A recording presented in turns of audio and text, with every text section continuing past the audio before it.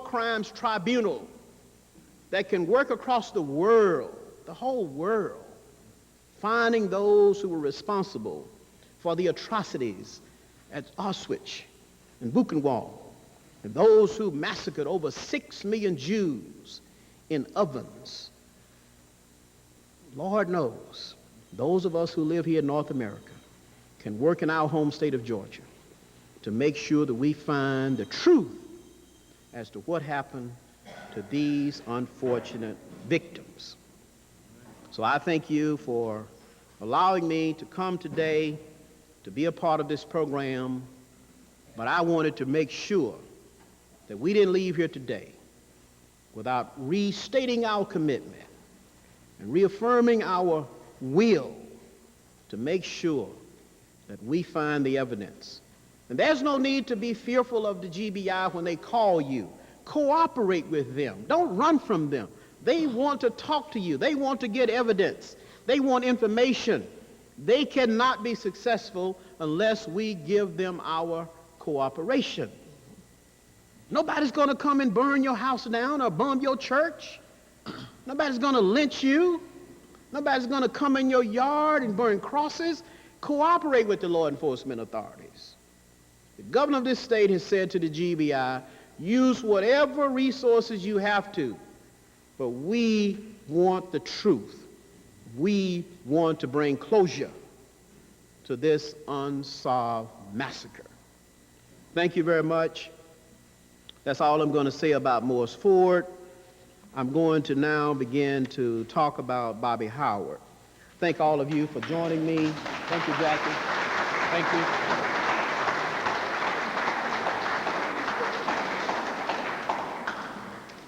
When Ms. Lynn Camp informed the media that I was going to be here today, I started getting calls immediately. When I walked into the chamber of the House on Monday morning, Bill Nygett from Channel 2 ran up to my seat on the floor of the House and he said, tell me about what you're going to do in Walton County this coming weekend. And I said, the Georgia Association of Black Elected Officials will simply be stating the fact that we're taking the lead in getting to the bottom of what happened at Morris Ford, and I will be asking all of our organizations to join us. As I come today to make this contribution to Bobby Howard, I must tell you that Social Circle in Walton County has been a part of my life since Hosea Williams asked me to join Willie Bolin here in 1968. Willie Bolin was our project director and our leader.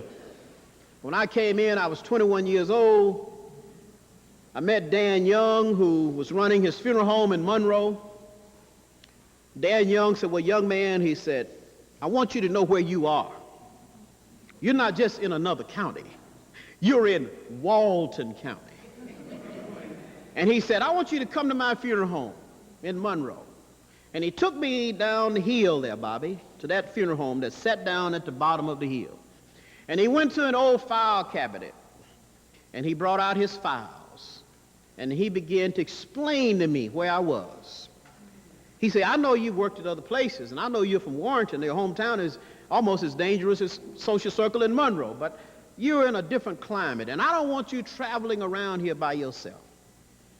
He said, you have to be careful here, because not only have we had a tragedy that occurred in 1946, he said, oftentimes people come up missing. He said, we don't want you to come up missing. We want to protect you. And he did. Bolin didn't tell you, but one night we marched from Social Circle to Monroe. And we were arrested, put in the county jail. I don't remember that sheriff's name. He was a mean one. Jesse Steele. And I remember his chief deputy was Frank Thornton, who later became the sheriff. We stayed in jail overnight. Dan came and got us out.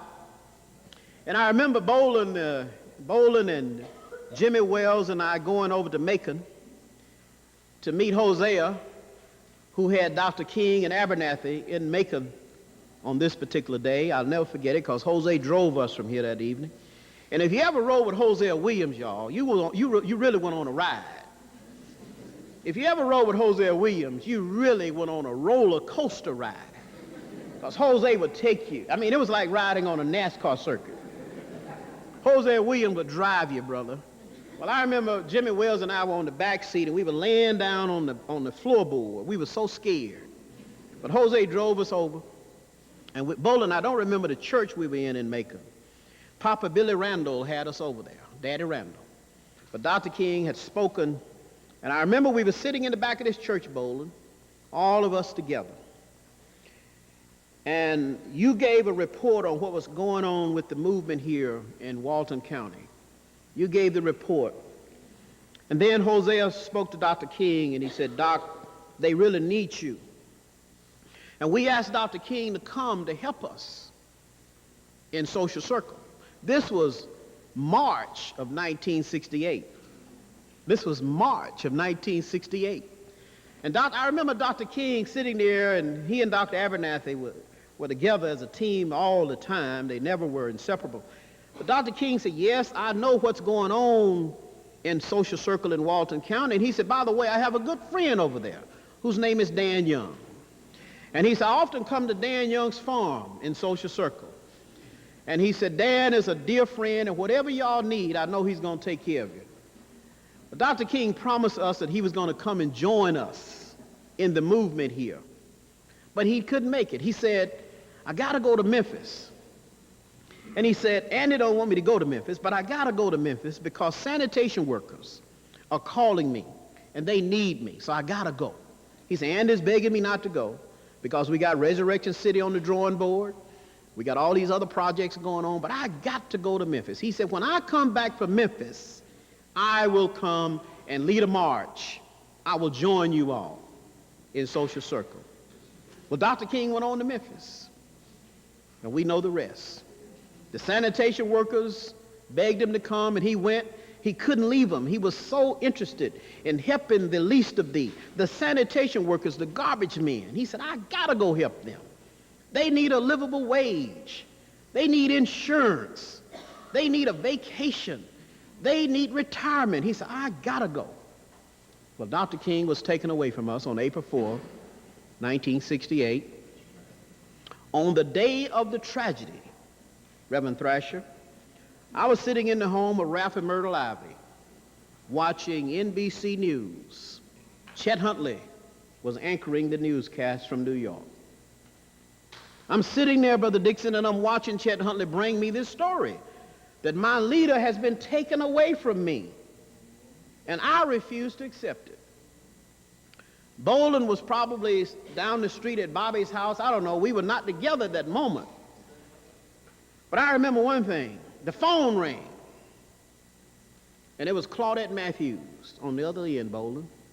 Claudette Matthews, who was our receptionist at SCLC, Brother Rusk, one of the most gorgeous women you'd ever want to lay eyes on. She was a superstar attraction. She looked like she belonged in the Ebony Fashion Fair or something. And I used to call the headquarters collect just to hear her voice.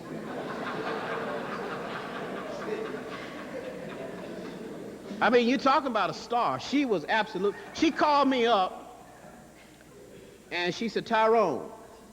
I said, yes. She said, where are you? I said, I'm sitting in the living room of Myrtle and Ralph Ivy's, because I stayed with Ralph and Myrtle when I was here. She said, well, you got the news. And I was just in a trance, Bolin. I don't know if I ever told you this, but I sat there and I refused to accept it. I said, this is a hoax. This is not true. I don't believe it. I refuse to accept it. My leader ain't gone nowhere. He's there in Memphis with those sanitation workers. This is just a hoax. But Chet Huntley switched to his correspondent in Memphis, and the correspondent was standing there trying to give his report. He was at the entrance of the hospital, and the tears were just flowing down this journalist's face, y'all. You know, reporters are supposed to be like stiff and stone, but this one was standing there crying, trying to give his report. I sat there, and Chet Huntley went back to New York, and then he came back on, and he said, well, before we sign off, we will go back to Memphis for a final word from our correspondent on the scene. And then they did that. They went back to the correspondent. And the correspondent said, we just got word from the medical examiner that Dr. Martin Luther King Jr. is dead. And my world came to an end. It was like I died. I just didn't believe that this could happen. And Claudette's phone call shook me. She said, we are going to Memphis tonight. You have to report back to Atlanta. And I remember getting in this rental car that I was driving, parked right there in Myrtle and Ralph Yard. I got in this car. I remember driving out of the driveway, and I remember parking at 334 Auburn Avenue, our headquarters. But I don't remember anything in between. When I pulled up at the door, Claudette came to the door. She said, how in the world did you get here so quick? I said, I don't know. I sat there for a little while, and then Boland came in. And Boland said, well, we're going to Memphis together tonight. And I remember we were going toward Memphis, and I told Boland we weren't going fast enough. And he said, well, you come drive then. And Boland, you may not remember this. You were on the back seat, and you told me to slow down. You said, Tyrone, you don't want us to join Dr. King. Our leader's gone. You better slow down before you kill us all. I remember arriving in Memphis that morning early. National Guard troops all over Memphis with their rifle and bayonet on every corner. But I couldn't sleep. I just walked all over town. I just walked. Until the next morning when Dr. Abernathy called us all together. And Dr. Abernathy basically told us that Dr. King had said to him, as he held him in his arms on the balcony of the Lorraine Motel, he said, Martin, just promise me you're going to keep the team together. The movement must continue. Well, we left Memphis and we got our assignment, and the next thing, of course, was the Poor People's Campaign. And I remember Jose sending me to join Boland again to bring the mule train from Marks, Mississippi, all the way to Washington, D.C. Many of you were with us. Walton County was present. As we brought our mules from Marks, Mississippi, Boland was the wagon master. I was just on the mule train, me and Jimmy Wells and others, to give him assistance, but Boland was the wagon master. And there is a pictorial history of the mule train published by Roland Freeman. I urge you to go to your bookstores. Go to the Apex Museum. Go to the King Center and get this book of the history of that mule train. This was, to me, the best wing of the Poor People's Campaign. We came all the way across Mississippi, Alabama. Come into Georgia, around Tallapoosa. Lester Maddox had us all arrested. Even put our mules in jail, Brother Russ. Governor Lester Maddox said, you ain't coming down I-20. He said, you're not coming down I-20 on the interstate highway. We said, we are. Boland said, we coming down I-20, and we ain't going nowhere. They had us, some of us were in the stockade in Douglasville. They had some of us in the jail in Tallapoosa. The news media called our leader, Dr. Abernathy, in Washington at Resurrection City. And he said, Dr. Abernathy, most of the journalists said, well, Doc, what are you going to do about your mule train being arrested and locked up? And if y'all remember Dr. Abernathy, he was like this. Well, all I have to say is, if they don't release my staff and my mules in 24 hours, we will just move Resurrection City from Washington to Atlanta. Headlines the next morning. The next day, Lester Maddox said, turn those civil rights workers loose. He had the state patrol to escort us down I-20 into Atlanta over to the old West Hunter Street Baptist Church, which was on the corner of Chestnut and Hunter Street then. Now it's Martin Luther King Jr. and James P. Brawley. Well, we went on to Washington. Had a great success there. Bolin and I got arrested again. We were arrested with Dr. Abernathy, Hosea Williams, Jimmy Wells, and Bobby Nelson. We spent 30 days in jail. Half of the days was spent in the District of Columbia jail, and the other half was over in the prison in Lorton, Virginia. So now we get out of jail, we all come back to our assignments. They send me back over here. Now Bobby Howard was the leader. Bowler didn't tell you that one night, as we marched from our church, we marched uptown, and all of a sudden, we don't see Bobby Howard. Where is Bobby Howard? He's been kidnapped. The mayor of the town and others have kidnapped Bobby Howard, the local leader. Now, Jim, you wouldn't do that to Bobby, would you? You wouldn't kidnap him, would you? Bobby had been kidnapped, Reverend Thrasher, and we thought he was murdered, Lurie. We were scared to death. We prayed all night. Where's Bobby?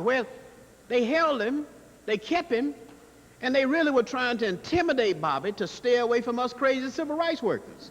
But he was kidnapped and kept almost all night long by the power structure to frighten and intimidate him. I also remember, Bobby, one night that we brought in Benjamin Van Clark from Savannah, Georgia, about that tall, one of our staff members. Bobby and I and Lurie, Arthur Barrett, and all of us, we marched downtown. We get under that traffic light. Bolin was somewhere else this night. I don't think Bolin was in town. Jose had sent Bolin somewhere else. We are under the traffic light, and Ben Van Clark said, well, since we are in a town called Social Circle, we are going to form a big circle under the traffic light. Everybody join hands. So we joined hands, Bobby, me, Lurie, and all of us, we joined hands with Ben. Under the traffic light, no traffic could move, Jim. No traffic could come through Social Circle either way. It was stopped. The main highway, 11 was blocked. The other highway, no traffic could move. Traffic just backed up. All the way back to I-20, all the way up to Monroe. You couldn't get through Social Circle. Here come the State Patrol. Ben Clark said, well, we're going to sing, and we're going to have a circle here, and at some point, we're going to have to let these troopers go home. But we stayed down there under that traffic light for a long time. Now, I went away, and then I got another call from Bobby and Lurie. They said, you got to come back here. This was around 75. You got to come back. Up at the high school in Monroe, the coach had either retired or moved on, and the assistant coach that happened to be black wanted the top job. Well, they wouldn't give it to him. So Lurie and Bobby and all of them called me back. They said, you got to come back and help us. We need your help. So me and Reverend Fred Taylor, we came down and we got together and we met and we decided we were going to boycott the football team. We were going to protest at every game. So we set a picket line up there at the stadium in Monroe. We picketed. We marched. We tried to keep people out of the game, urged the players not to play because they would not give this man the top job. That was 75. Here comes 1981. Dan Young called me. Now, I got elected to the legislature in 80. My first session was 81. Dan Young called me up. He said, Tyrone, he said, I need you and Jose and everybody you can bring because we got another problem. I said, what is it? He said, well, there's a young man who's missing. His name is Lynn McKinley Jackson. Y'all remember that name? Lynn McKinley Jackson. He's 22 years old. He's a Spec 4 stationed at Fort Bragg, North Carolina, but he's missing. We can't find him. And we believe something has happened to him. Charlie Pop, that's the way Dan was talking to me. He said, we just need y'all to come down here. I said, well, do you have the authorities in? Do you have the FBI? You have the Army intelligence? He's in the Army. Maybe the U.S. Army will come. He said, no, not yet. I picked up the phone and I called newly elected United States Senator Mac Mattingly, who had just won his seat over Herman Talmadge the year before. I said, Senator, we have a tragedy, I think, in Walton County. I've spent a lot of time in this county. I understand this county. We can't get the FBI in. We can't get the U.S. Army investigators in. He said, give me a few minutes. He made some calls, and in 30 minutes, he called me back. He said, they'll be there tomorrow. The next day, they were all over Walton County. I came down here and we met. And a few months later, they found Lynn's body hanging up in a tree. A real tall tree, Bolden. No limbs at the bottom indicating that he could have climbed up, but his body was hanging badly decomposed at the top of the tree. Y'all remember that? All right. All right now. We get the FBI, we get all these agencies in here, you know, they have the inquest up in Monroe, we go through all of that stuff. The local authorities say, oh, it was suicide. Black folks said, no, it was a lynching. The rumor had been, and it reminds me of the case over in Kokomo, Mississippi, that Jesse Jackson dealt with just last year, where the young man had a history of having friends who happened to be white, girlfriends who happened to be white, and they thought that was one of the reasons that this young man was killed in Mississippi. Well, when I came down here, I was also told that Lynn had friends from high school, girls that he still frequented with when he came home, that he went out with. That was what I picked up. Well, I remember one evening, we decided that we were going to have a march from Social Circle to Monroe. So Bobby and Lurie and all of us got together. Bolin came down. We met under the traffic light here.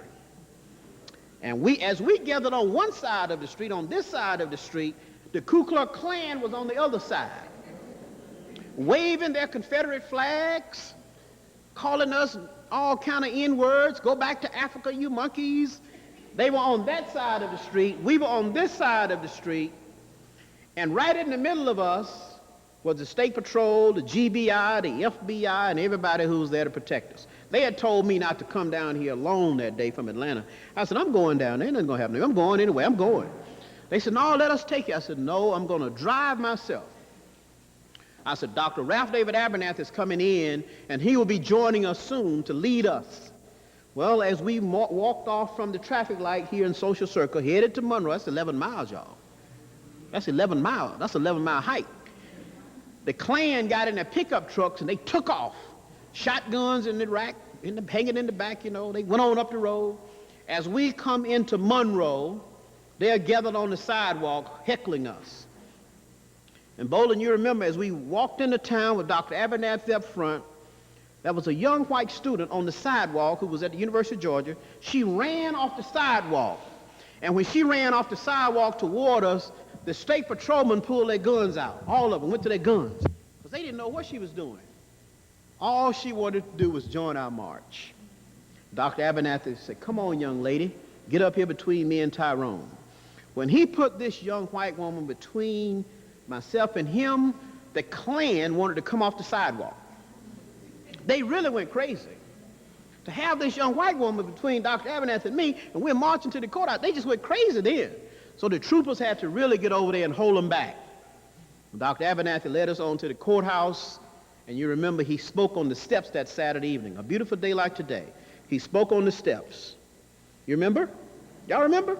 He spoke on the steps, and I mean, it was one of those great messages from Ralph David Abernathy that we're used to hearing.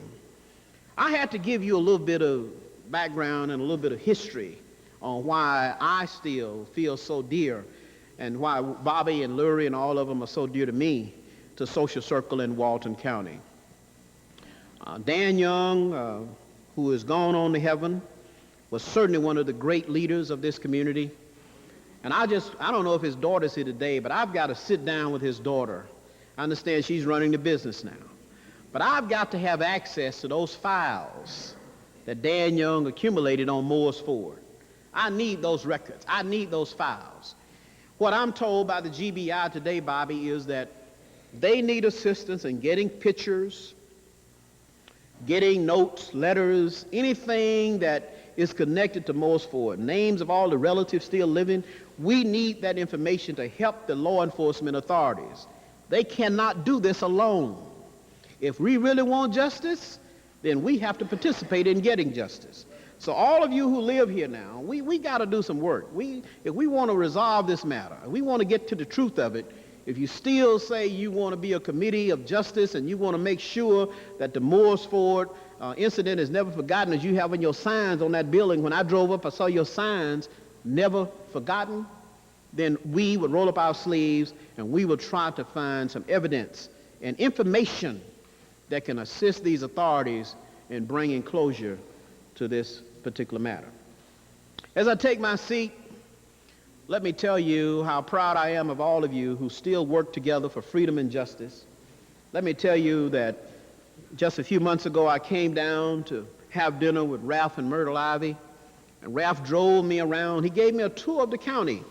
He drove me all over Social Circle, all out into the rural area. He just took me all around, and I could see the growth, Mr. Mayor, that is occurring here.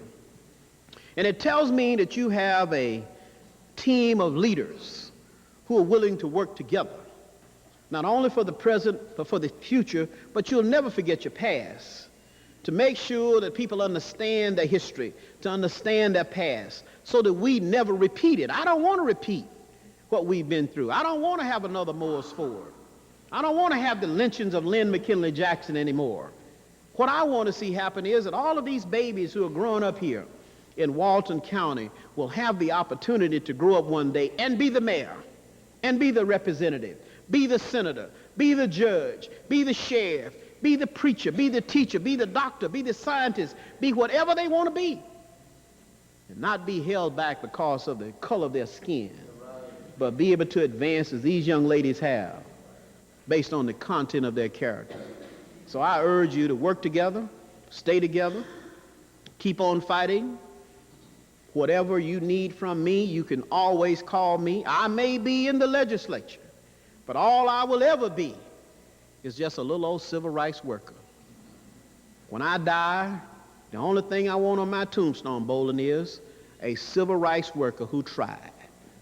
I don't want them to talk about me being a legislator. That ain't important to me. What's important is that I join an army of people who were committed to bringing about social change, to make America realize that that Constitution that we all praise has to be implemented, and it has to be fulfilled so that all of the people of America can enjoy the fruits of our society. That's what I want to see happen. You keep on struggling, Social Circle. Don't give up. You're going to have some differences. You're going to disagree. You're going to have your little arguments, but never get to the point of disagreeing when you become disagreeable. Remember that, Charlie Pop. You can disagree, but never get to the point where you become disagreeable. When I look at Brother Rusk here and I think about his father, who was a great diplomat, Secretary of State, I watched him on the network TV shows a lot. Your father, I watched him years as I was growing up. Dean Rusk, speaking for the United States of America, a great diplomat, Secretary of State, went around the world to bring peace, negotiating tough conflicts all around the world. I look at him today sitting here. I think about his father, an honorable man who represented his country very, very well. I hope you'll chip off the old block, because your father was a rock. Your father was a great man who did so much for this nation and the world. The other thing I want to do is say this. Now, Bobby Howard and I have been friends for a long time, and Bobby Howard has labored in the vineyard. He is an unsung hero. But all I want to say as I take my seat, it's wonderful to have this program here for Bobby today. But I hope that you don't wait until Bobby has gone on home to glory before you find something to name in his honor. Whether it's a street or a building or school, whatever it is, Bobby Howard's name should stand out because he is truly an unsung hero of America. I want you to think about that. Bobby Howard is a man who gave so much and put his life on the line. He's lucky to be living. When they kidnapped him that night, when they put him in that car, and Bolin and Lurie and all of us were wondering, what in the world has happened to Bobby? We can't find Bobby. I thought he was dead. I just knew Bobby was gone. I said, they've done to Bobby what they did to Jimmy Lee Jackson, or Medgar Evers, or Emmett Till, or Michael Swerner, James Chaney, Andrew Goodman. I said, he's gone on. He's dead. He's joined those civil rights workers who have come before us. So I don't want you to forget Bobby today now. When y'all leave here today, you're going to say, well, we've taken care of Bobby. No, I want you to do something else for Bobby, because Bobby, one day, I hope you'll join the body politic. I hope you'll become a public servant. I hope you'll serve in public office. I don't think God has called you to preach like Boland. See, some of us have been called to teach, but I don't think God will ever call me to preach. I don't think I'm good enough to preach. Let me also recognize Brother Charles Burton, who's my brother-in-law, who drove in with me today. Where are you sitting now, Brother Burton? Oh, here he is. He's from Augusta. He rode down from Atlanta with me. We have relatives visiting us today in Atlanta. Also, Reverend Bill Davenport. Where's Reverend Davenport? Georgia Power. I saw Reverend Davenport earlier. Reverend Davenport is a dear friend who does so much for our community, working for the Georgia Power Corporation. I want to thank him. I don't know if Miss Laura Wexler is here. Miss Wexler in the house from Athens, who has been working with us on the Moores Ford case. She and others. That's really all I want to say, y'all. I just want you to carry on, stay together, be a team. Whatever those issues are, whatever those problems are, I want you to call us, call the Rainbow Push Coalition, call the NAACP, SCLC, and the SCLC veterans. Whatever we can do to help you, as we tried to do in '68 and on, we're prepared to come back and help you today and in the future. Thank you very much again for inviting me. I appreciate it very much. Miss Lynn, anytime you need me, you know how to reach me. Thank you, and God bless you.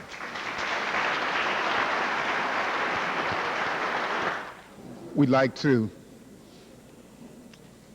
thank Representative Brooks for that very stirring message that he gave us. And we'd like to thank him for reminding us of all that has occurred before in order to give us some impetus to continue.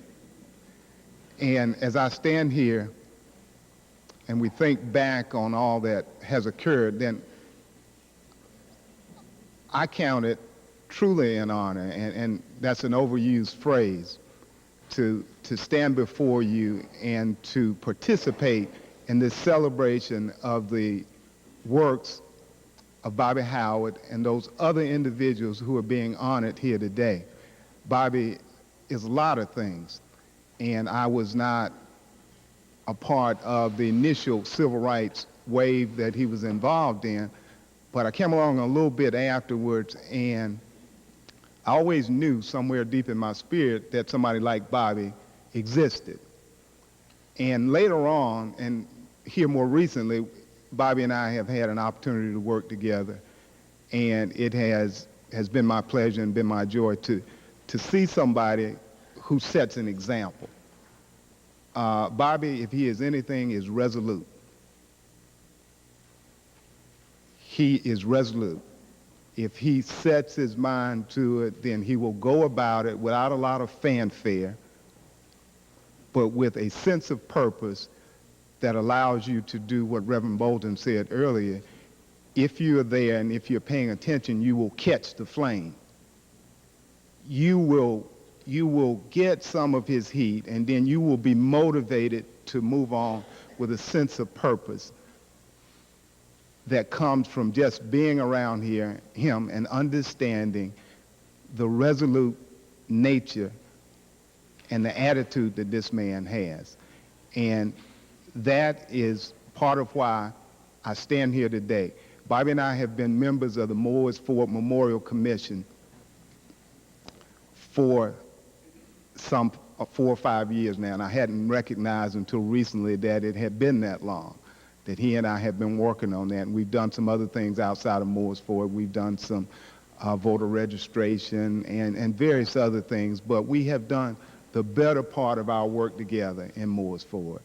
Bobby is a legend in his own time, and it's not often that when you're alive, you get the opportunity to hear the people give you the praises and the accolades that you are due, but that's the key word, that you are due. You know, these are not things that are just being said. These are things that actually happen, and he earned the recognition that he receives here today. But not only him, all of the other people who are here. And as I look out in the audience today, I see people who have fought, who have given of themselves. I see many people who are foot soldiers, and that's the key. As the representative stated earlier, there are a lot of times we have high-profile leaders and people who get more recognition, and it's not that we're begrudging them their recognition, but we know that in a war is fought by foot soldiers. We've got generals, we've got other officers, but the war is mainly fought by foot soldiers. And as I think about it today, I think that part of the reason I stand in awe of the recognition of these people, and especially Bobby, is because they epitomize the foot soldiers that we need, that we needed back in the 60s, we needed them in the 70s, we needed them in the 80s, we needed them in the 90s, and if you think about it, it behooves us to have some foot soldiers now. So with that, and I know that the day has been long, but if we think about it, it's no more than is due. I know we get a little anxious, and I know we've sat around a long time, and I will cut my remarks short at that. But the recognition that we are giving to Brother Howard and to all those other people, all the individuals that are seated here on the front row, and all of the other individuals that are interspersed in the crowd who go unrecognized, or at least their name is uncalled right now, is no more than the recognition that is due to them for the works that they have done. Now, with that stated, I am the financial appeal person for the Morris Ford Memorial Committee. And when you think about all of the things that go to make up the Army, when you think about all of the things that have to be done in order for this fight to be waged, then one of the things that you got to have, including committed workers, is what I'm sure Reverend Sorrells would tell you. I see him here. We have to have some funds.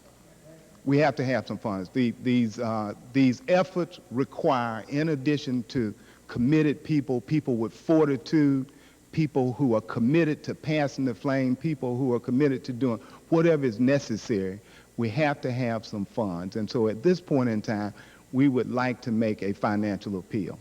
In the flyers that went out, there was a notation that you could, we were not charging admission because we felt like it would be inconsistent with the character and the purpose and the motivation and the exemplary kinds of things that these people have done. We're not here asking for a lot of money, but it takes money to make the railroad run.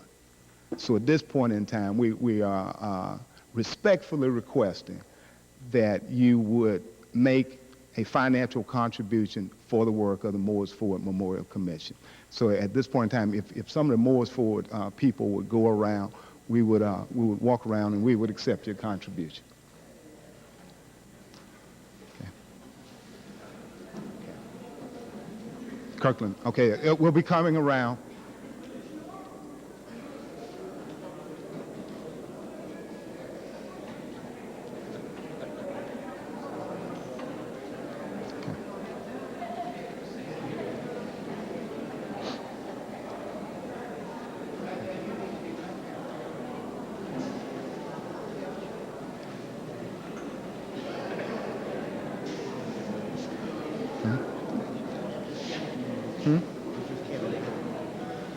Okay. Yeah, we can go ahead and do the Do the what now? proclamation. Okay, you want to do it now? Yeah, when it's settled down. When it's settled down. Okay. Okay, as we're making our contributions, excuse me, as we are making our contributions,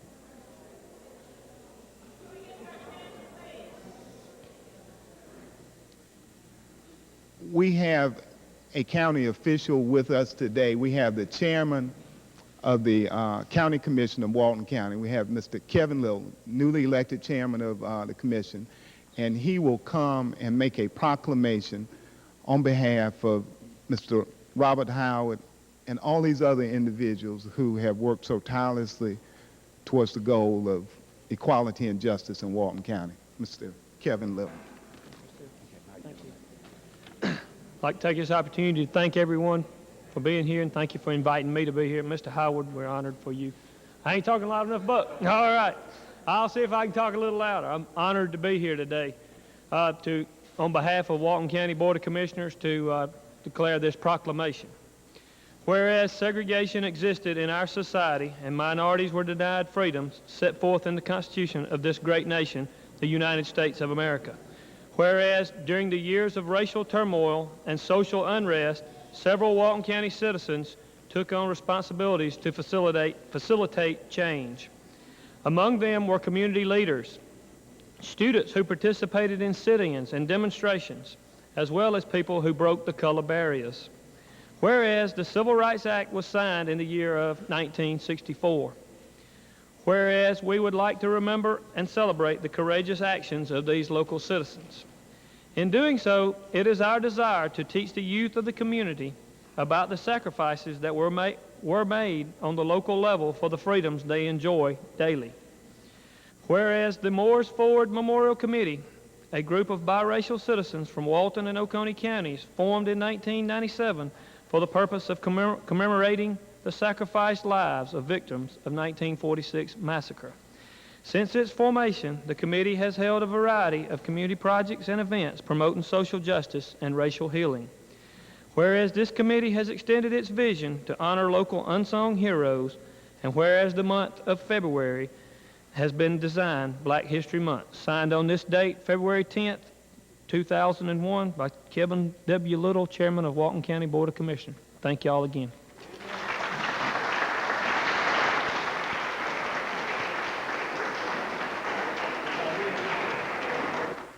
Okay, we are extremely pleased to have all the young people who came to honor the people who came before them. Some of them have to go to work, and they've been waiting patiently.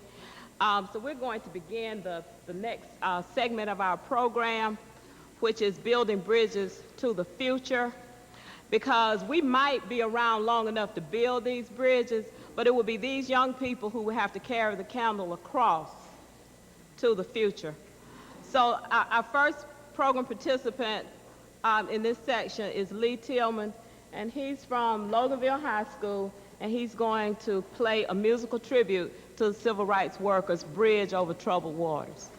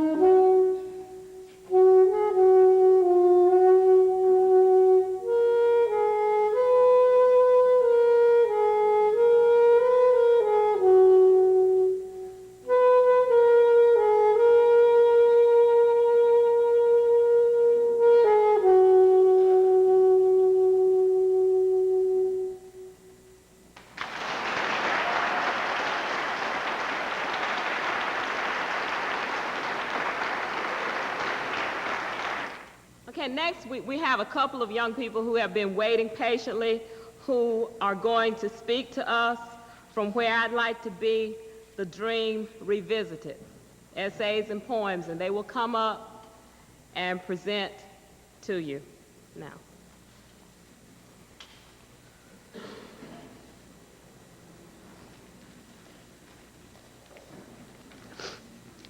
Okay, See, I did do something funny. Everybody else made everybody laugh. Okay. Okay, I'm Leah Williams, and I'm a senior at Monroe Area Comprehensive High School. Okay. And we had to write on what we could do to encourage racial harmony and racial relations. Okay. In order to improve racial relations and encourage racial harmony, my generation must act strongly against negativity towards other races. If someone is making negative comments about any race, we together should discuss with the individuals why a racist society cannot exist. As students, we are exposed to several racial interactions daily. We go to school with each other, we work with each other, we live next door to each other. Why can't we stand by each other or defend each other? In public schools, when classes are having lunch, we are segregated. When we split up in groups for class activities, we are segregated. This is when it all starts. We all have the privilege of attending schools with such a diverse student body, but only a handful take advantage of the opportunity given to them. If we, as students, would spend the time that is now being used avoiding ethnic groups, just to get to know these individuals, we can not only make new friends, but we can broaden our knowledge of others and enrich our lives. I would like to encourage everyone to take the opportunity to interact with other racially diverse people in order to lessen the racial tension of our times. Thank you.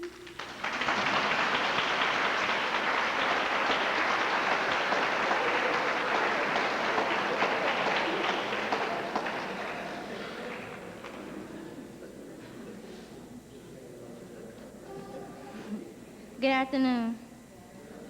When I first was asked to speak, I didn't know what I was going to write about. So I prayed and I prayed. And I thought of what my grandmother used to sing, if it wasn't for the Lord, where would I be? Where would I be? And so I wrote this story about how people can get along and we have to work together.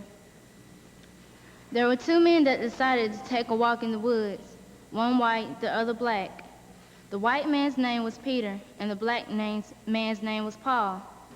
Peter started on the north side of the woods, while Paul was scared to start at all. But something told Paul to go ahead on and don't be afraid at all. So Paul walked on and soon was lost. Peter was just the same. Soon enough, they bumped into each other, and what amazement they became. Well, Paul had never seen a white man, nor Peter a black. Peter reached and touched Paul and said, "Why, your skin is as dark as night." And Paul replied, "Why, as your skin is light as day." As they continued on, they began to tell their life story. Soon enough, night fell, and they became worried. So they began to pray. Peter's prayer was, "Lord, Lord, why did you bring me here to get lost? Why did you make his skin so dark? Why are we here? Amen." Then Paul began to pray, "Lord, Lord, why did you bring me here to get lost? Why did you make him so light? Why are we here? Amen." Well, God was listening and soon came down to the earth and spoke, "Peter and Paul, why did I pray to thee such silly questions? But I will answer thee. Peter and Paul, I got you both lost so you can learn from each other. I made your skin different because, oh, why does it matter? You're both men. Why are you here? I put you on earth so that you can learn from each other and to grow in peace. Now go, I say to thee, and teach you your fellow brothers, for I will be with you." In this story, it shows how two people of different colors and different backgrounds can get along and work together, and how my generation can help is in the cafeterias and who we hang out with. We can learn from each other and interact with each other and, just grow in harmony and peace. Thank you.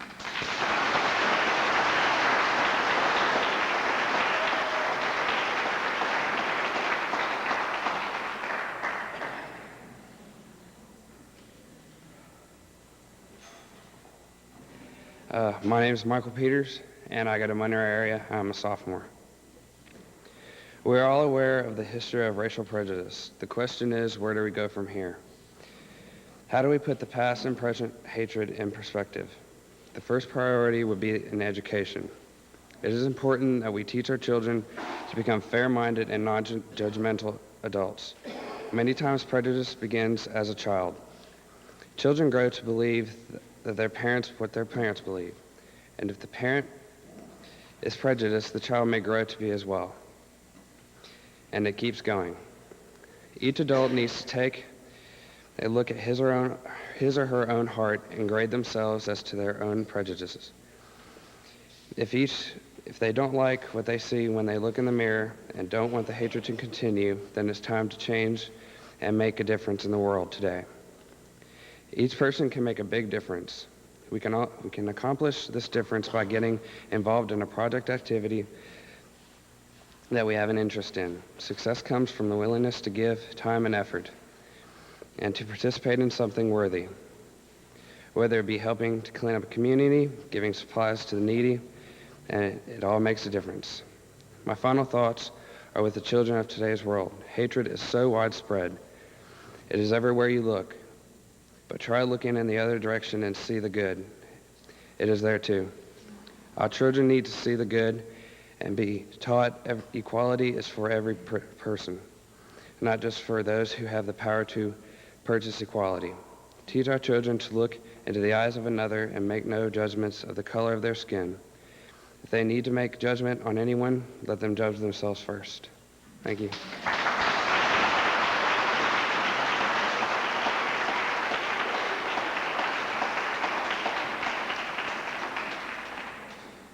Good afternoon. My name is Aisha Rogers, and I'm a senior at Clark Central High School in Athens, Georgia. This is a selection about our present civil rights situation. Lord, who is going to free us from this freedom?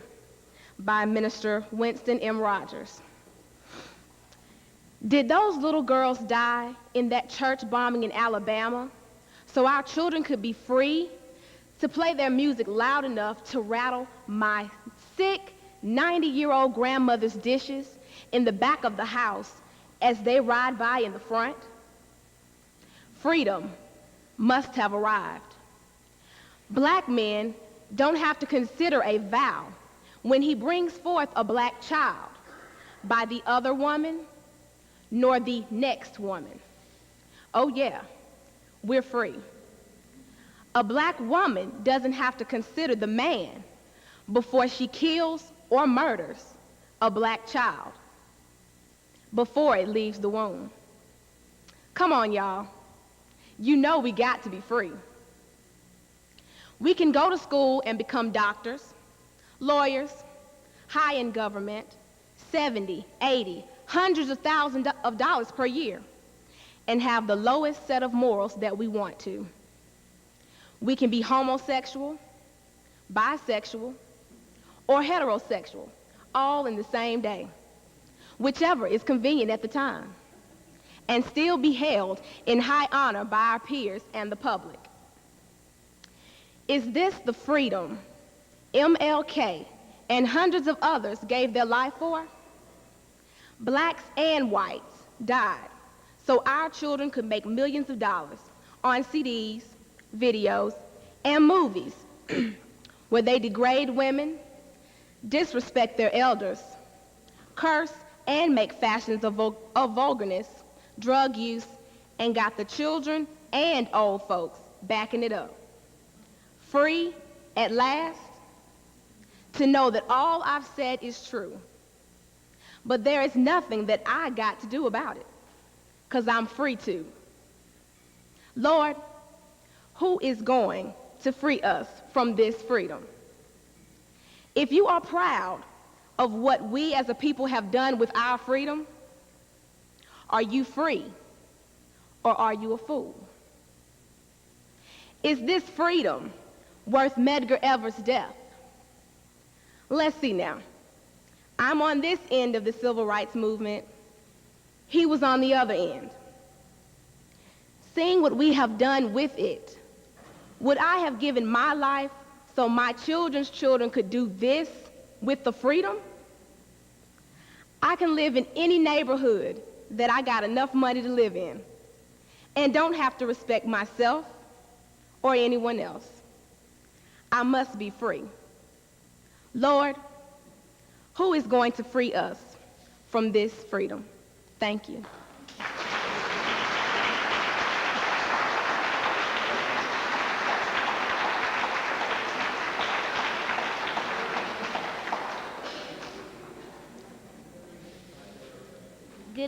Good evening, everyone.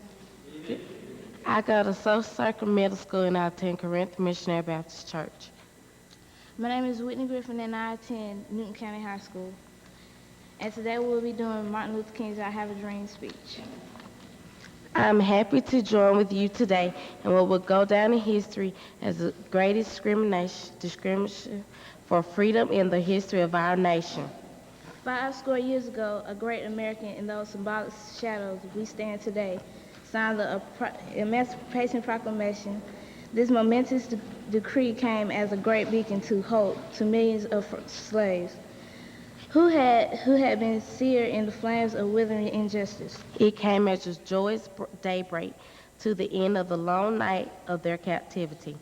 About 100 years later, the color American is still not free. 100 years later, the life of the color American is still sadly crippled by the mantle of segregation and the chains of discrimination. 100 years later, the colored American lives on a lonely island of poverty in the midst of the vast ocean of material prosperity. 100 years later, the colored American is still languishing in the corners of the American society and finds himself in exile in his own land. So we have come here today to dramatize a shameful condition. In a sense, we have come to our nation's capital to cash a check. When the architects of our great republic wrote that the magnificent words of the Constitution and the Declaration of Independence, they were signing a promissory note to which every American was to fall heir. This note was a promise that all men, yes, black men as well as white men, would be guaranteed the inalienable rights of life, liberty, and the pursuit of happiness. It is obvious today that America has defaulted on this promissory note insofar as her citizens of color are concerned. Instead of honoring this sacred obligation, America has given its colored people a bad check, a check that has come back marked insufficient funds. But we refuse to believe that the Bank of Justice is bankrupt. So we refuse to believe that there are insufficient funds in the great vaults of opportunity of this nation. So we have come to cash this check, a check that will give us upon the demands of riches, of freedom, and the social security of justice. We have also come to his hollow spot to remind America of its fierce urgency of now. This is not the time to engage in the luxury of cooling off or taking the tranquilizing drug of gradualism. Now is the time to make a real promise of democracy. Now is the time to rise from dark and desolate valley of segregation to the sunlit path of righteous justice. Now is the time to lift our nation from the quicksand of racial injustice to the solid rock of brotherhood. Now is the time to make justice a reality to all of God's children. I would be fatal for the nation to overlook the urgency of the moment and to underestimate the determination of its colored citizens. This is the sweltering summer of colored people's legitimate discontent will not pass until there is an invigorating autumn of freedom and equality. 1963 is not an end, but a beginning. Those who hope that the colored Americans need to blow off steam and will not be content will have a rude awakening if the nation returns to business as usual. There will be neither rest or tranquility in America until the colored citizen is granted his citizenship rights. The whirlwinds of revolt will continue to shake the foundations of our nation until the bright day of justice emerges. We can never be satisfied as long as our bodies, heavy with the fatigue of travel, cannot gain lodging in the motels of the highways and the hotels of the cities. We cannot be satisfied as long as a colored person's basic mobility is from a smaller ghetto to a larger one. We can never be satisfied as long as our children are stripped of their selfhood and robbed of their dignity by signs stating, "For white only." We cannot be satisfied as long as a colored person in Mississippi cannot vote and a colored person in New York believes he's nothing for which to vote. No, we are not satisfied and will not be satisfied until justice rolls down like waters and righteousness like a mighty stream. I am not unmindful that some of you have come out here of your trials and tribulations. Some of you have come from areas where your quest for freedom left you battered by storms of police brutality. You have been the veterans of creativity, suffering. Continue to work with the faith that unearned suffering to redemptive. Go back to Mississippi. Go back to Alabama. Go back to South Carolina. Go back to Georgia. Go back to Louisiana. Go back to the slums and ghettos of our modern cities, knowing that somehow this situation can and will be changed. Let us now wallow in the valley of despair. I say to you, my friends, we have the difficulties of today and tomorrow. I still have a dream.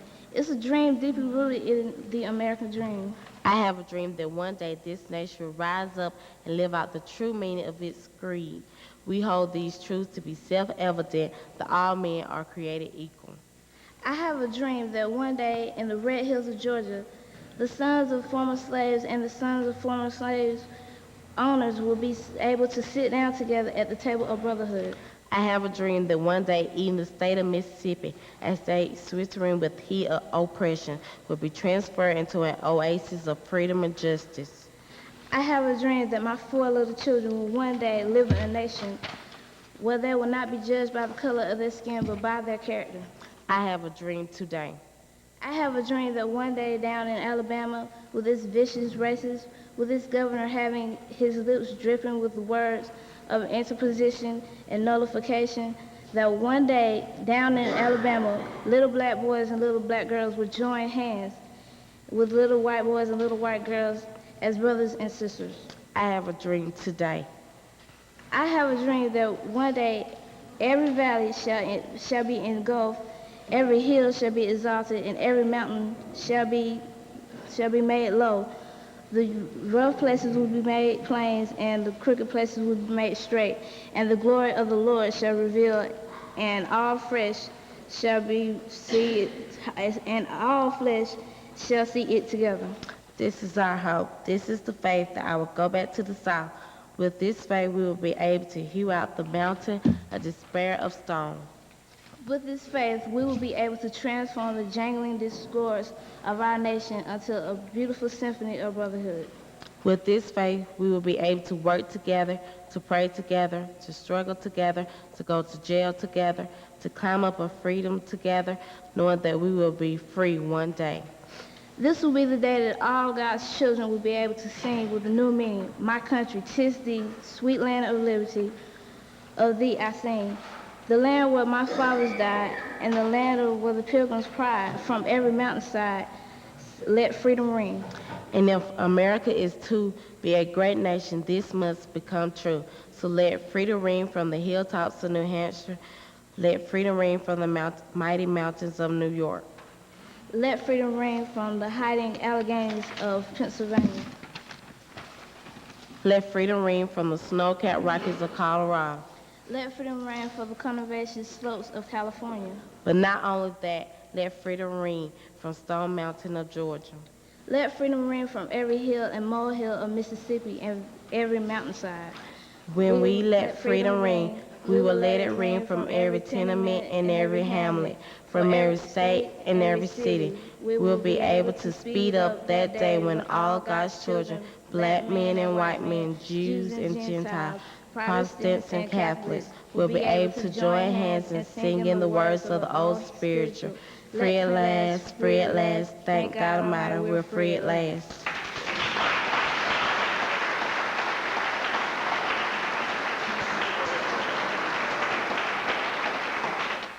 Okay, we know you've been here for a long time, and we appreciate your patience.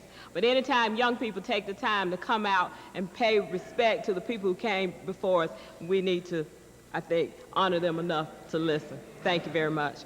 Okay, we're going to do our presentations, and I'm going to ask Mr. George Marshall, if he's still here, to come up and help me do this presentation.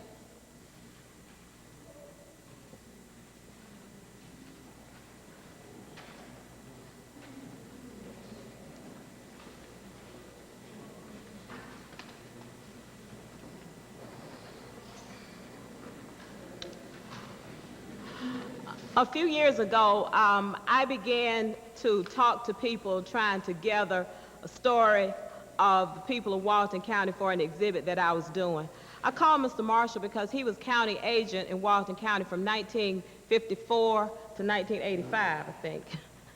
And Mr. Marshall gave me some background, and he suggested that I talk to a lady, and her name is Miss Idora Battle. And I don't know if Miss Idora minds if I tell her age. I know she's in her 90s. Is that right, Miss Idora? She's 92. Miss Idora Battle, to the best of my recollection, was the first black sales clerk downtown in Monroe. And I remember that because I was a little girl, and like Rita said, we used to go downtown shopping, and we noticed that there were no people who looked like us in those stores. And early in the 60s, Miss Idora began working at Milton Acox. And Miss Idora told me the story about how she was in Monroe Drugstore eating the ice cream, and she was approached by the manager of Acox, and he told her he wanted her to come to work for him. And Miss Idora said she went on to tell him that she wanted 2 days for washing, and she didn't do windows, and she would cook one day. And he said, no, I want you to come work in the store. And she was shocked, and she said she couldn't understand why he wanted her to come work in the store, but she thought about it and she did it. And she told me about how people ridiculed her and how people talked about her. And apparently it took a lot of courage to be the first black sales clerk downtown. But I have a theory of why Miss Idora was asked, because prior to that, Miss Idora showed a lot of courage and strength, and I'm going to let Mr. Marshall tell you about that. Thank you. We could talk all the afternoon about the problems in Walton County just from 1954 up until now. And some things haven't changed. But I'm here to talk about Mrs. Idora, and I won't talk about some of these other things. But I'm going to say this: you can go by the car lot. If it's a high-class car lot, the salesman won't come out to sell you a car. That hadn't changed. The water fountains have changed and a few other things. Miss Idora came along at a time when her grandfather was a slave. She tells me how her grandfather and all the other little children who grew up in their master's house, how the landlady would take them out and they would feed them in a little trough. They all had to eat out the same little trough together. She talks about that because her father wanted her to know this. But her father, for some reason, he was a little bit more thrifty than some people.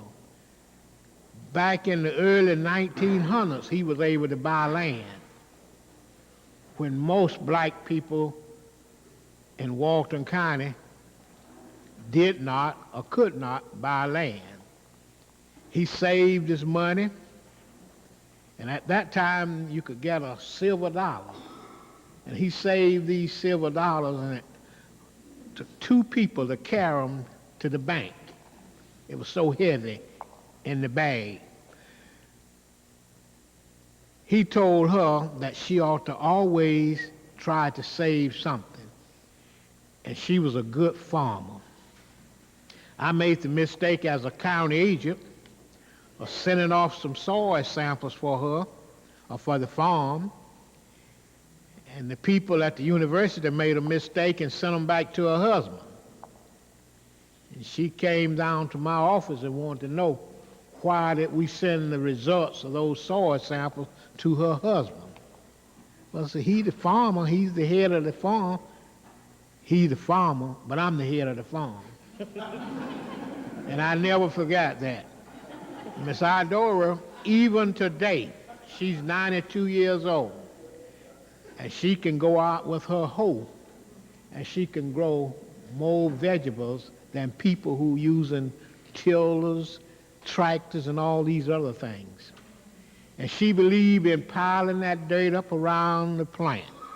And she just have a garden with a lot of mines, but they produce, the plants produce. And my next door neighbor who has passed on, he said, I wished I could have come along during her day and learned all the skills that she know about gardening. I said, well, don't worry about it. I said, I went to an agricultural college, and a couple of universities after that, and I don't know all of the skills that she know about planting a garden. And she's my next door neighbor, and I wish her daughter or her granddaughters, and some of them are PhDs, would take the time and just sit and write her story, because she has one. And children need to know her story about Walton County. They wrote a book in Walton County called Wayfarers in Walton County. And I read through the book because a friend of mine gave it to me. And that book didn't say anything about black people in Walton County. Nothing. And Walton County wouldn't have been a county if it hadn't been for some black people growing cotton and chopping cotton. And I want to thank the young lady who brought all of those students from Loganville. Last year, this time, she invited me up to speak to her class. And when I was leaving home going, I said, well, I guess Loganville don't have many black students. I said, I guess this is one of the classes with all the black students in it. And to my surprise, there was 21 white girls, 1 black girl, and no boys. And I spoke to that class, and they sent me an envelope of thank you cards, and I still got them, and I'm going to cherish them. Okay, if I could get someone to escort Miss Idora, we just wanted to give her a certificate and show her some love today. It's just a service award that says is presented for outstanding service as a civil rights activist during the 1960s by the Morris Ford Memorial Committee, given this 10th day of February in the year 2001, and it's signed by Kirkland L. Dixon, our chairperson, and myself, Lynn R. Camp. Let's.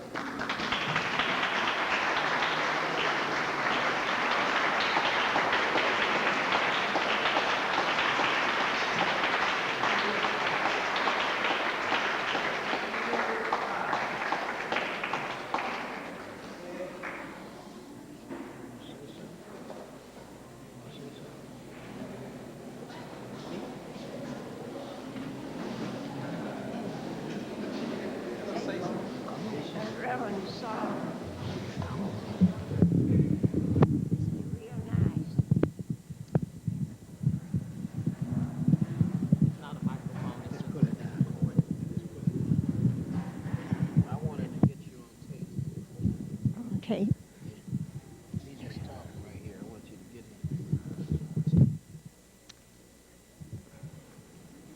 I thank the Lord that I'm here and able to look at, I don't know what I would call him, my prayer boy.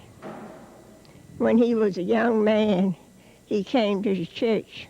He was a member, and I was a member at Macedonia. And we had prayer meeting together. And the deacon would tell me, so your boy out there. And he led prayer meeting with me at Macedonia from a boy. And I'm just thankful to God to see him come up where he is. God bless you. He don't come to Macedonia. He has churches. And I don't get to go to his church because I always go to my church. But I never will forget you, Reverend Saul. And that's the reason I'm down here yesterday and tonight. My daughter came all the way from Millersville. They done heard me talk about you. And it's nice. You just don't know how I appreciate and how I feel.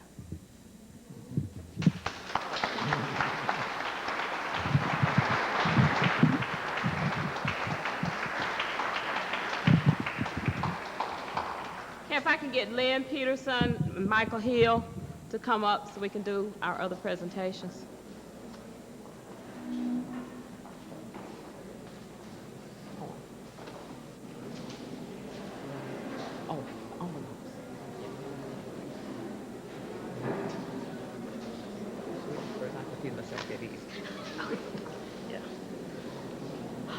Okay, can I get all of our civil rights activists to stand who are here with us today?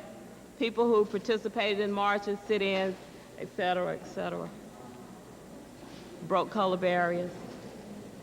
Okay, Rich, we need the pictures. Tyrone. We're going to do theirs last. We're going to do Tyrone. Okay. Okay, we have a package that we want to present to you, and we just want to let you know that we appreciate all that you've done for Walton County, and this is just a little token of our appreciation.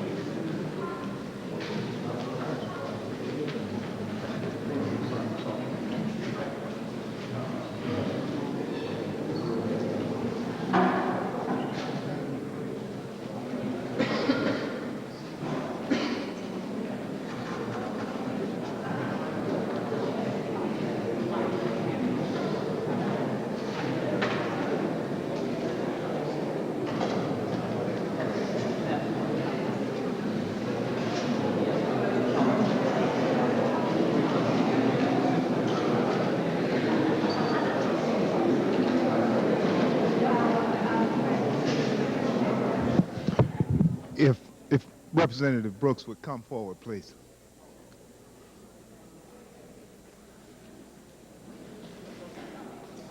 On behalf of the Morris Ford Memorial Commission, we would like to give you this picture of us crossing the bridge as a token of our appreciation for you today.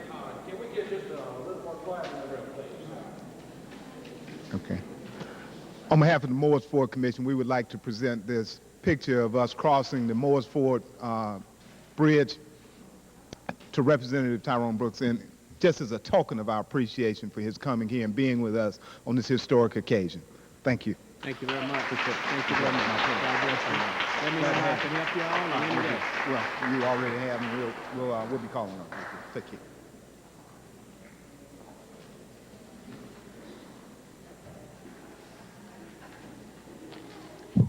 We also have a poem here that we'd like to present to Bobby Howard. And I'll read it. This is a writing of Ralph Waldo Emerson. How do you measure success?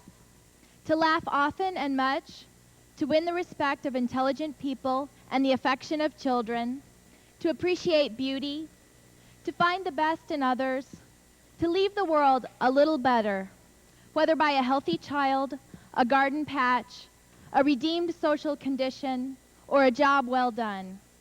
To know even one other life has breathed easier because you have lived. This is to have succeeded. And we know that Bobby has succeeded beyond anyone's.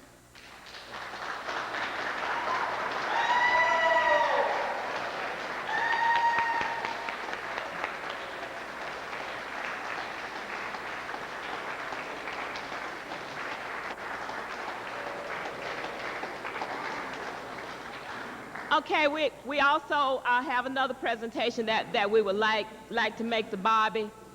And there are not a lot of people who I personally admire that I walk around with every day, but Bobby Howard is one of those. Simply because when I first heard his name, Bobby was out doing something that I wanted to do. I wanted to learn the story of Walton County. When I first heard Bobby's name, he was out interviewing people, not as an academic person, not as a folklorist, but someone who just wanted to know, and that caught my attention. So when I heard about the Morris Ford Memorial Committee, and I heard that Bobby Howard was on it, I was like, this is something that I want to be a part of. So Bobby, I just want you to know that you have inspired me as a person, and we just appreciate you working so hard with us in the group, and we'd like to present this picture to you of us crossing the bridge. Thank you.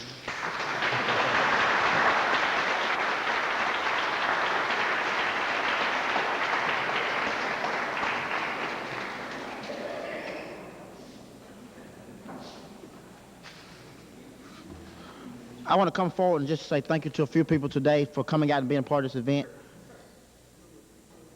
Oh, you got one?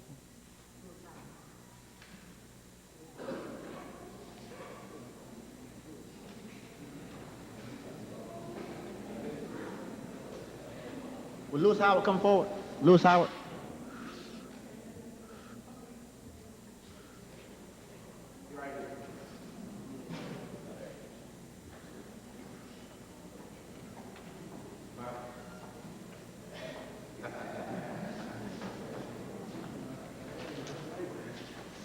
Just want to hold this up.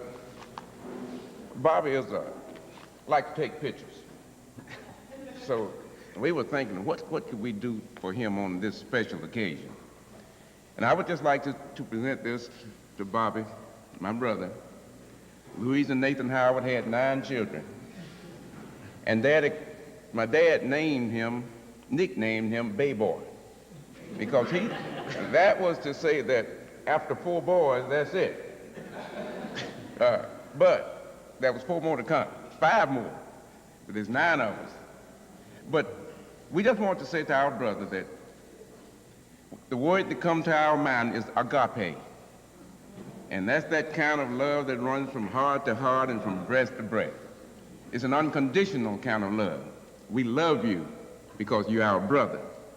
We love you because you're God's child, and we wish you Godspeed. Thank you so much. We love you, Bobby.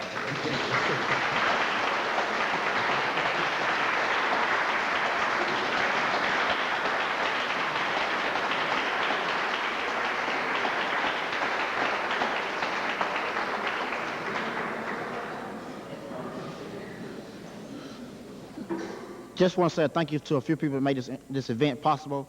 First of all, Tyrone Brooks, thank you for coming down and making yourself part of our event. To Lynn Camp for putting together a wonderful program. Give her a hand.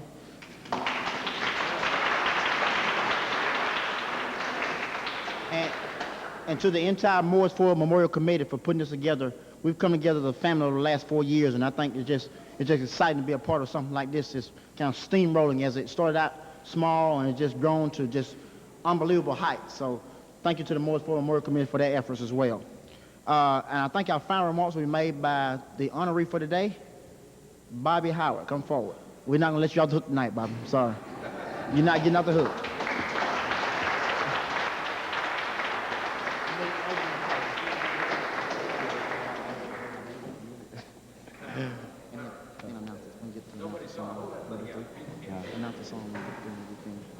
Wish you luck. Okay.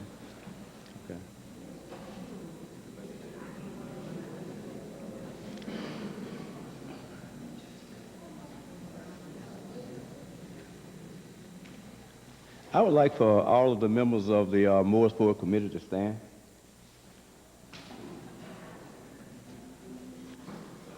You know, I just wanted everybody to see the people that's doing the work for this committee, and if you've never been involved with the a great group or a great organization before, I encourage you to come by and join us and assist us in some of the programs that we've got going.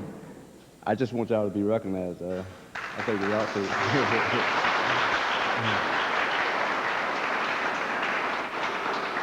And while I'm standing, this is now, but I wanted the people from then, the people of COPE, everybody that was a member of COPE, if you would stand.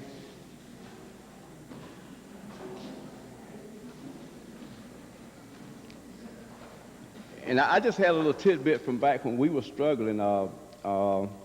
Billy Jackson, I think he had to leave. And I can remember when they put us on a bus down here in Social Circle to take us to Monroe to put us in jail. The police just couldn't resist coming back in the bus to beat somebody, so Jackson was the first one that they got to. And, it was a struggle. Those of us that came through the struggle know the road that goes home, and that's where we're all trying to get, through racial harmony. Bobby Hector here used to be my point man. Everybody else would be in bed at night, and he would carry the flyers around for the next meeting. And of course, we would get stopped there while we go by the police. So they stopped Bobby about 12 o'clock that night, and his wife called me and saying, Bobby's in jail. The police got him and said, can't you go and get him out? I said, well, they used to be going this late at night. They're not going to let him out. I said, I get off work early in the morning, and I go over and get him. But show you how Jim Crow courts worked for black people back during that time. I got off early the next morning to go over to Monroe to get Bobby, and they had already put him in chain gang. He was out on the road working with the chain gang crew now. This happened just from the time that he went to jail about 12 or 1 at night, and I got off early that next morning, and they done already put Bobby in chain gang for a tag violation. This is the kind of injustice that we received here, and white folk don't know about stuff like this, so I just want y'all to know. Before I sit down, I don't really have anything else, but before I sit down, white folks used to get so scared when we would raise our fist in protest and say soul power. They didn't know what it meant, but